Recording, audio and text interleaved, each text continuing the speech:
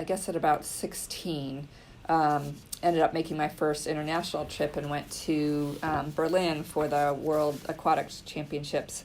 And then as a 17-year-old, actually swam the fastest time in the world in 1979 in my 100 backstroke. So things were looking really good leading up to 1980.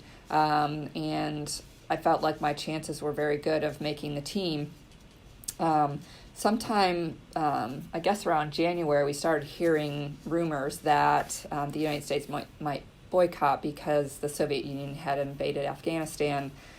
And I just kept hoping and praying that those were just rumors and that either the Soviets would pull out, right?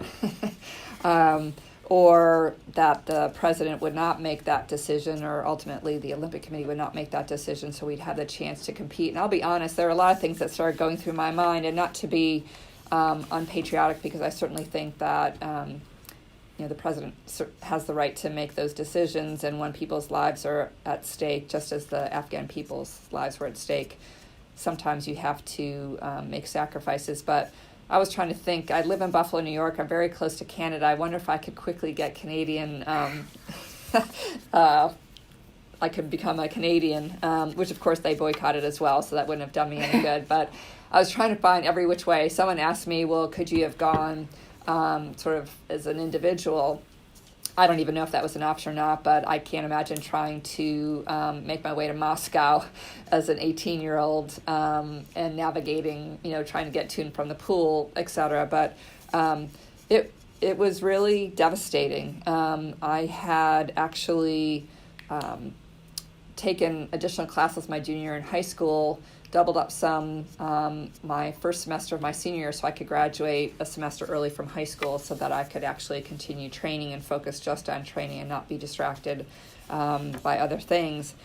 And it was just really hard because I had given up my graduation, I had given up prom, a lot of those things that seniors in high school get to enjoy, because I wanted to do everything I could to make sure that I could achieve my dream, or at least put me in the best position to achieve it, and to have something, like I said, outside of my control, take that away with no option. It wasn't like they were being delayed. We were not going.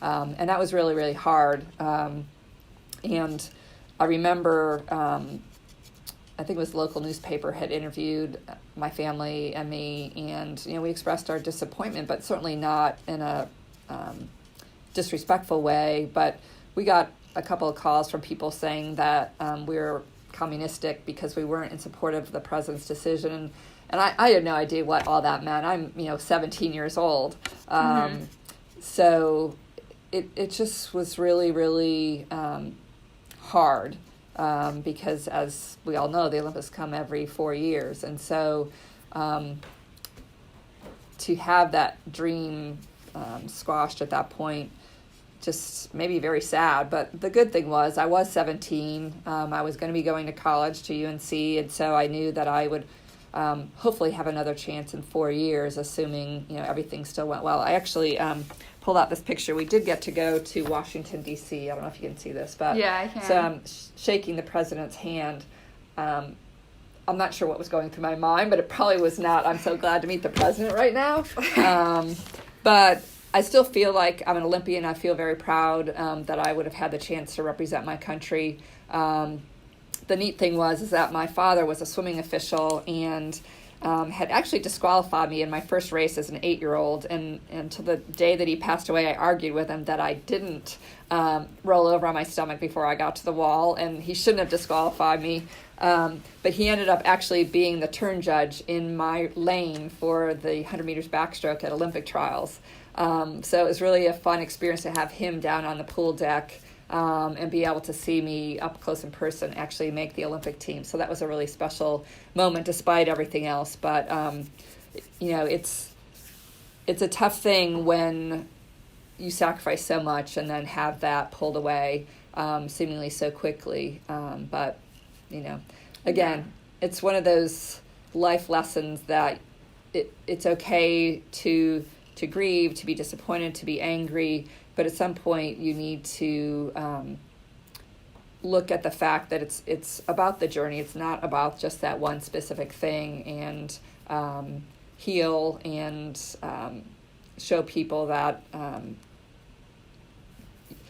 you're not going to let this change who you are